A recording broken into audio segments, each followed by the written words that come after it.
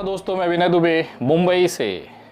मेरा बूथ सबसे मजबूत की अपार सफलता के बाद भारतीय जनता पार्टी ने पेश किया है एक नया स्लोगन, मेरा बूथ सबसे मजबूत। जी हाँ, आपने सही सुना, मैं बात कर रहा हूँ उस बूथ की जिसने पूरा देश हिला के रखा हुआ है। अगर आप मूतने जा रहे हैं लेकिन जगह गलत चुन ली है तो उससे सिस्टम भी हिलाया जा सकता है। ऐसा एक बड़ा उदाहरण इस देश के सबसे होनहार भारतीय जनता पार्टी के युवा नेता प्रवेश शुक्ला ने इस देश को दिखा दिया कि अगर मूतने का तरीका और मूतने की जगह अगर आपने सही तरीके से चुना है तो इस देश के पूरे सिस्टम को आप हिला सकते हैं। भले उस मूत के कारण पूरे इंसानियत के मुंह पर कालिख पूज जाए, इंसानियत शर्मसार हो जाए, मानवता भी माँ और बहन की गालियां देने लगे, तब भी कोई फर्क नहीं पड़ेगा, क्योंकि ये जिस पार्टी के कार्यकर्ता है वहाँ पर शर्म और लज्जा की तो कोई जगह ही नहीं है। तो भाई साहब, प्रवेश शुक्ला जैसा ये नराधम कैसे पीछे रह सकता है? ऊपर से मामा मुख्यमंत्री है, कोई इनका कौन सा खाट का बाल उखाड़ ही लेगा। भांजे को पूरा यकीन था, वो चाहे किसी के ऊपर मूते चाहे शौचालय में मूते, उनका कोई कुछ बिगाड़ ही नहीं सकता। प्रवेश शुक्ला केवल उस आदिवासी के चेहरे पर नहीं मूत रहा था, वो मूत रहा था इस विश्व गुरु भारत के जनता के गरीबी के ऊपर। वो मूत रहा था भारत के नए चेहरे के ऊपर, जिसको पूरे विश्व के सामने प्रवेश शुक्ला नाम का एक कुत्ता लाकर खड़ा कर देता है। बहुत सारे लोग कमेंट कर रहे थे, बहुत सारे लोगों ने मेरे सोशल मीडिया पर आकर ये बातें लिखी कि विनय दुबे भाई, प्रवेश शुक्ला तो तुम्हारी जात और बिरादर का है, इस पर अब आप क्या कहेंगे? इस पर मैं यही कहना चाहता हूं कि पुलिस के हत्थे चढ़ गया, वरना विनय दुबे भी अपनी मूत से इस प्रवेश शुक्ला को डुबाने में थोड़ा भी शर्मिंदगी महसूस नहीं करता, क्योंकि उसने वही काम किया है जो मानवता को शर्मसार करता है। आज बहुत सारे भारतीय जनता पार्टी कार्यकर्ता बुलडोजर के दुरुपयोग को लेकर ज्ञान खोद रहे थे। ज्ञान उस समय कहाँ चला जाता था जब यही बुलडोजर किसी मुसलमान के घर पर पहुंच जाता था और ईंट उखाड़ कर फेंक देता था।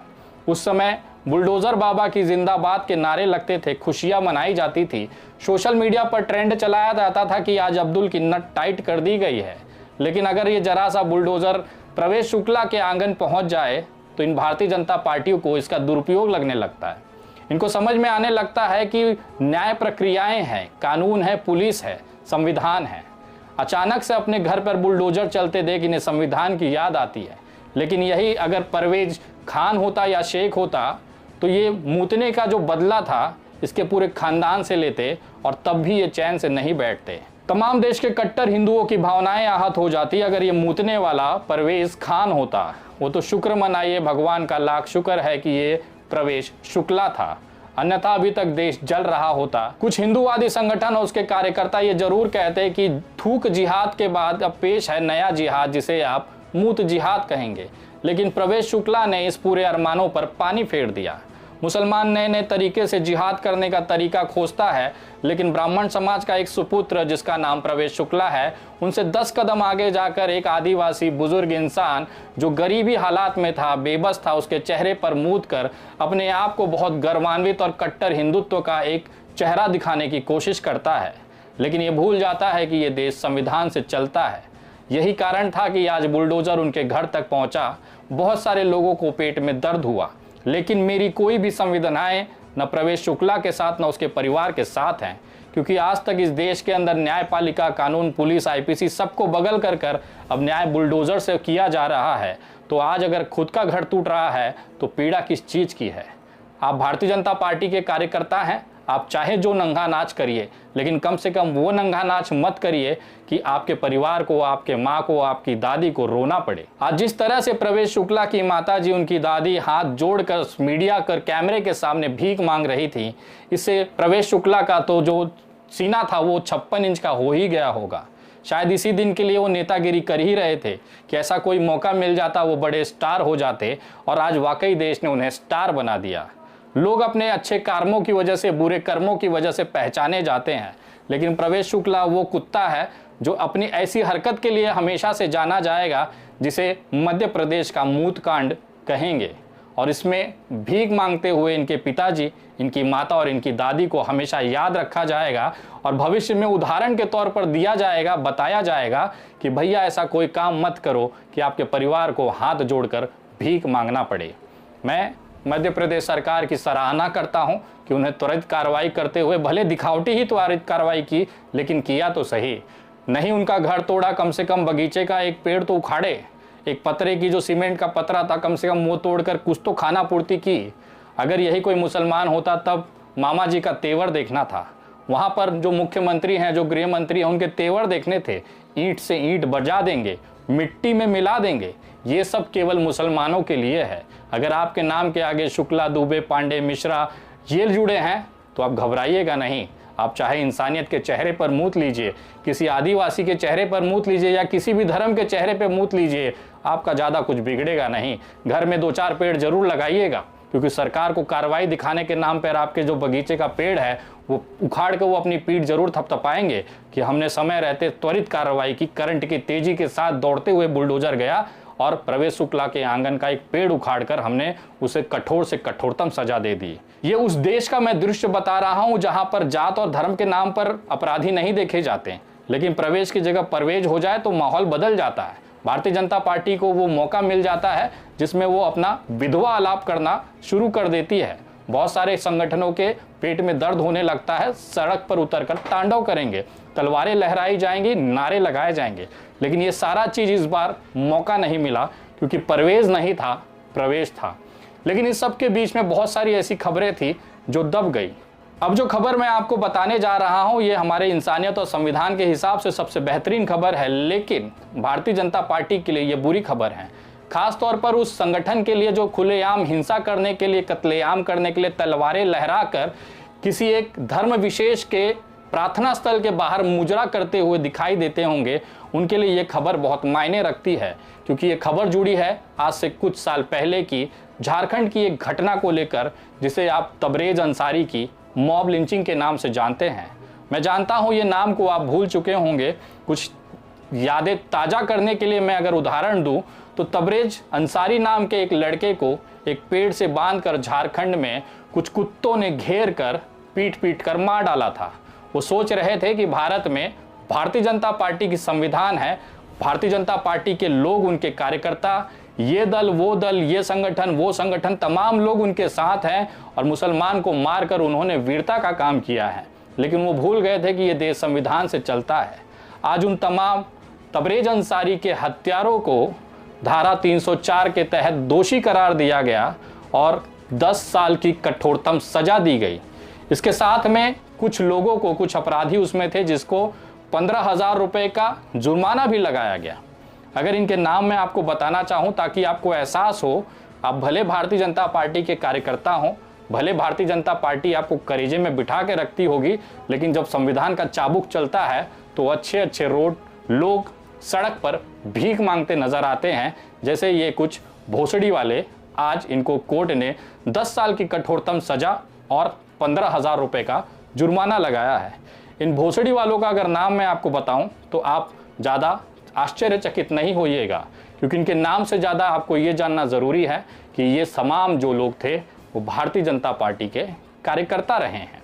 ये इंसानियत को कलंकित करने वाला एक साधारण से लड़के को पेड़ में बांधकर, सोचिए हाथ पैर बांधकर 50 लोगों की भीड़ ने क्रूरता के साथ उसे मारा और अपने आप को ये वीर और शेर कट्टर कहते हैं। उनके कुछ नाम मैं आपको दिखाना चाहता हूँ। वो नाम है भीम सिंह मुंडा, कमल महतो, मदन नायक, अतुल महाली, सुनामो प्रधान, विक्रम मंडल, चामू नायक, प्रेमचंद्र महाली और महेश महाली। अब मैं पूछना चाहता हूं उन तमाम इन जो आरोपियों हैं उनके परिवार वालों से, क्या कोई भारतीय जनता पार्टी का आदमी, प्रधानमंत्री, मुख्यमंत्री, गृह मंत्री ये 10 साल की सज़ा से आपको बचा लेगा? एक तबरेज तो चला गया, लेकिन 10 परिवारों को वो इसकी सज़ा दिला गया। उसकी जान तो आप लोगों ने पेड़ में बांधकर हत्या कर ले ली, लेकिन आपकी ज़िंदगी के महत्वपूर्ण 10 साल अब जेल में आप सड़ के बिताएंगे। ये होती है संविधान की ताकत।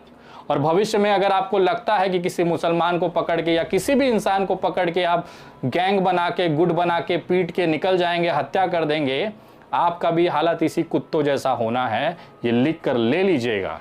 अगर कोई गलतफहमी आपके दिमाग में पल रही होगी कि भारतीय जनता पार्टी के कार्यकर्ता हैं, हमारा कोई क्या ही बिगाड़ लेगा या क्या ही उखाड़ लेगा, तो प्रवेश शुक्ला का घर टूटता हुआ देख लीजिएगा। रासुका जैसी गंभीर धाराओं में उसको गिरफ्तार करके जेल में ठूसा गया है। एक मूतने के कारण भारतीय जनता पार्टी का वो कार्यकर्ता, उसको पूरे देश ने, सोशल मीडिया की ताकत ने कुत्ता बना दिया है। तो तुम्हारा अगर किसी की हत्या भी कर दोगे तो ये सोच लोगे कि बच जाओगे, तो इस गलत फहमी को कल सुबह उठते ही मूत कर बहा दीजिएगा, क्योंकि देश जो है संविधान से चलता है। अभी हम जैसे लोग जिंदा हैं, कॉलर पकड़कर सड़क पर घसीटते हुए न्यायालय में ले जाकर आपको नहीं कुत्ता बनाए तो हम लोग भी सच्चे भारतीय नहीं हैं, ये बात याद रखिएगा। और जो अभी ताज़ा घटना हुई है बिहार के सारण में, जहरुद्दीन नाम के एक इंसान की, जो कि 55 साल का लॉरी चलाता था, उसको भी घेर कर जलालपुर थाना के सामने कुछ लोगों ने मार दिया, इसी गलत फहमी में कि तबरेज अंसारी को मार दिया तो हमारा क्या ही बिगड़ गया, तो जहरुद्दीन को भी मार देंगे तो हमारा क्या ही बिगड़ जाएगा। मैं इस वीडियो के माध्यम से आपको दावे के साथ लिख के देता हूं, उन तमाम जहरुद्दीन को मारने वाले कुत्तों को मैं बताना चाहता हूं, उनके परिवार को बताना चाहता हूं कि तुम्हारी पूरी जिंदगी अब ना जो जेल में सड़नी है। कोई माइका लाल ने इस धरती पर जन्म नहीं दिया जो इन कुत्तों को, जिन्होंने घेर कर एक लंगड़े इंसान को, जो 55 साल का बुजुर्ग था, अपनी रोजी रोटी के लिए अपना काम कर रहा था, उसको घेर कर कुत्तों जैसा रात के अंधेरे में मारने वाले ये साले डरपोक भड़वे, इनकी तो पूरी ज़िंदगी जेल में नहीं सड़ाई हम लोगों ने, तो हम एक बाप की औलाद नहीं है। और रही बात जहरुद्दीन, जो कि एक 55 साल के बुजुर्ग थे, सारण में हड्डियों से भरी एक गाड़ी को ले जा रहे थे, जिसकी परमिशन सरकारों ने दे रखी है। जो हड्डियां ले जाई जा रही थी वो दरअसल दवाओं में काम आती है, जिससे कितनी ही जिंदगियां बचाई जा सकती है। उन तमाम जिंदगियों को बचाने में अपना कार्य कर्तव्य करते हुए जहरुद्दीन नाम के 55 साल के एक इंसान को ये कुत्ते घेर कर रात के अंधेरे में मार देते हैं और अपने आप को बहुत बड़ा वीर समझते हैं। उन तमाम लोगों को मैं कहना चाहता हूँ, कानूनी तौर पर संविधान के दायरे में रहते हुए तुमको कुत्ता नहीं बनाया तो हम भारतीय नहीं, ये चीज़ लिख के ले लीजिएगा। आपको एहसास होगा कि इस देश में मॉब लिंचिंग करने के बाद जो परिवार आज, जो तबरेज अंसारी के परिवार जो आरोपी हैं, उनके परिवार आज कुत्ते के जैसे रो रहे हैं। जब उनके घर का जो मेन सदस्य है वो आज जेल में रहेगा और 10 साल तक सड़ेगा। 10 साल बाद जब आएगा तो देखेगा उसका जो बच्चा 5 साल का था वो 15 साल का है। एक बच्चे का बढ़ता हुआ बचपना वो नहीं देख पाएगा, अपनी पत्नी को नहीं देख पाएगा, अपनी माँ को नहीं देख पाएगा। ये सब छोड़ दीजिए, अपनी खुद की ज़िंदगी को वो तबाह होते उस जेल में देखेगा, क्योंकि जेल का एक दिन एक महीने के बराबर होता है। ये चीज़ उसका एहसास उनको होगा। ये अपने आप को कोसेंगे कि क्यों उन्होंने तबरेज अंसारी को बांधा और मारा। आज भारतीय जनता पार्टी तो वोट लेके सत्ता में बैठी है। आज प्रवेश अंसारी का जो बाप है वो रो रहा है, उसकी माँ भीख मांग रही है। भारतीय जनता पार्टी, उसके विधायक आज भी एसी में सोएंगे, लेकिन अब ये ज़िंदगी भर प्रवेश शुक्ला जैसा इंसान जेल में सड़ेगा। तबरेज अंसारी के ये जो आरोपी कुत्ते हैं ये जेल में सड़ेंगे। ये है ताकत संविधान की। और रही बात जहरुद्दीन के मामले में, मैं बहुत जल्द बिहार जा रहा हूँ, उनके परिवार को मिलूंगा और अपनी तरफ से जो भी मदद है, चाहे वो कानूनी हो, चाहे आर्थिक हो, चाहे सामाजिक हो, जहरुद्दीन के परिवार के साथ मैं खड़ा हूँ। आज मेरी दोपहर में वहाँ के स्थानिक लोगों से बात हुई है। ये पता चला है कि जहरुद्दीन का जो बेटे हैं वो विदेश में काम करते हैं, वहाँ पर दिहाड़ी मजदूरी कर कर कैसे अपना घर का पेट पालन और पोषण करते थे। जहरुद्दीन की, जो कि 55 साल के थे, उनकी माता आज भी जिंदा है। एक बुजुर्ग माँ के सामने उसके बेटे को मार दिया गया। लाश इस हालत में थी कि दफनाते समय वहाँ पर खड़े सारे लोगों की रूह कांप गई। ये हालत करने वाले उन तमाम लोगों को बख्शा नहीं जाएगा। उन बेटियों के आंखों से निकलने वाले आंसू के हर एक कतरे का बदला कानूनी तौर पर लिया जाएगा। उनकी जो बेटियां थी, उनकी शादी वो कर चुके थे। केवल बूढ़ी माँ अपने आप और अपनी पत्नी को संभालने के लिए वो इस तरह से ड्राइवरी का काम करते थे। वो भी दवाई बनाने जैसे इंसानियत वाले काम में वो अपनी दिनचर्या को लगाते थे। उसके बावजूद भी कुछ नफरतबाज लोगों को ये दिखाई नहीं दिया। एक बुजुर्ग इंसान जो पैर से लंगड़ा था, भाग नहीं सकता था, उसको हज़ारों सैकड़ों की लोगों की भीड़ ने मिलकर मार पीट कर कर उसे मार दिया। उसके सर को फोड़कर सड़क पर खून खून कर दिया और ये सोच रहे थे कि ये बच जाएंगे। अब आपके पीछे कानून है, संविधान है, पुलिस है, और मैं देखता हूँ कौन ऐसा माइका लाल जना है, कौन सी माँ ने ऐसा बच्चा कोख से पैदा किया है जिसकी छाती का दूध पीकर इन आरोपियों को ये निकाल सके। मैं देखता हूँ कैसे इन कुत्तों को भारत में अंदर खुली सांस में हवा ये ले पाएंगे। कानूनी तौर पर जितनी भी कठोरतम सजा होगी, जहरुद्दीन के जो आरोपी हैं उनको किया जाएगा। हम तमाम लोगों की अब जिम्मेदारी है कि घर में बैठी इस बूढ़ी माँ, उनकी पत्नी, उनकी बेटी और इनके बेटों के लिए अब हम सबको आगे आना है। मैं अपनी तरफ से इस परिवार को कुछ आर्थिक मदद करना चाहता हूं। मुझे इस परिवार के किसी भी सदस्य से अभी तक बात नहीं हुई है। स्थानिक लोगों के हिसाब से जो जानकारी मिली है, हम सबको आगे आकर इनकी मदद करनी चाहिए। अगर जहरुद्दीन, जो कि सारण में हड्डी ले जाते समय एक ड्राइवर को जलालपुर पुलिस स्टेशन के सामने घेर कर कुछ जिन लोगों ने मारा है, वो गिरफ्तार हैं, उनके ऊपर कानूनी प्रक्रियाएं तो चल रही हैं, लेकिन अब इस घर में उस बूढ़ी माँ का ख्याल रखने वाला कोई नहीं है। उस पत्नी का, जो अपने पति के इंतज़ार में दरवाजे पे बैठी थी, अब उसके आंखों के सामने उसका पति कभी नहीं आ पाएगा। इस पूरे परिस्थिति में एक 55 साल एक बूढ़ी माँ के जो पूरी ज़िंदगी है वो तबाह कर चुके हैं। अब हम सबकी जिम्मेदारी है कि इस परिवार को आगे आकर मदद किया जाए। मैं अपनी तरफ से जो भी मुमकिन मदद है वो करने जा रहा हूँ। बहुत जल्द, अगले 2 ही 3 दिनों के अंदर मैं बिहार यात्रा पे जाऊँगा और जहरुद्दीन के परिवार के उनके घर पर जाकर अपनी शोक संवेदनाएं दूंगा। और जो भी मदद मैं करना चाहता हूँ मेरी तरफ से, वो गुप्त मदद मैं उनको करूँगा।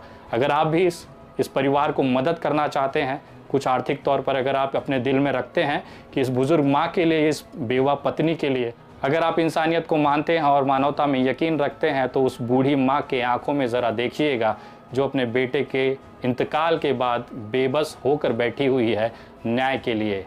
उस पत्नी से पूछिएगा जिसकी पूरी दुनिया उजड़ गई है। इन तमाम लोगों के लिए अब हम सबको आगे आकर इस परिवार को मदद करना है। अगर आप भी इस मुहिम में जुड़कर इस जहरुद्दीन के परिवार को मदद करना चाहते हैं, जिसकी मॉब लिंचिंग सारण में और बिहार में कर दी गई है, तो आप मेरे गूगल पे, फ़ोनपे, पेटीएम और UPI नंबर 9820898898 इस नंबर पर आप दिन के जो भी खर्चे, आपके बेफालतू का खर्चे हैं, उसको रोक कर इस परिवार को आप आर्थिक मदद भेज सकते हैं। अगर आप चाहें तो ये QR कोड जो है स्कैन करके इस पर भी आप मदद भेज सकते हैं।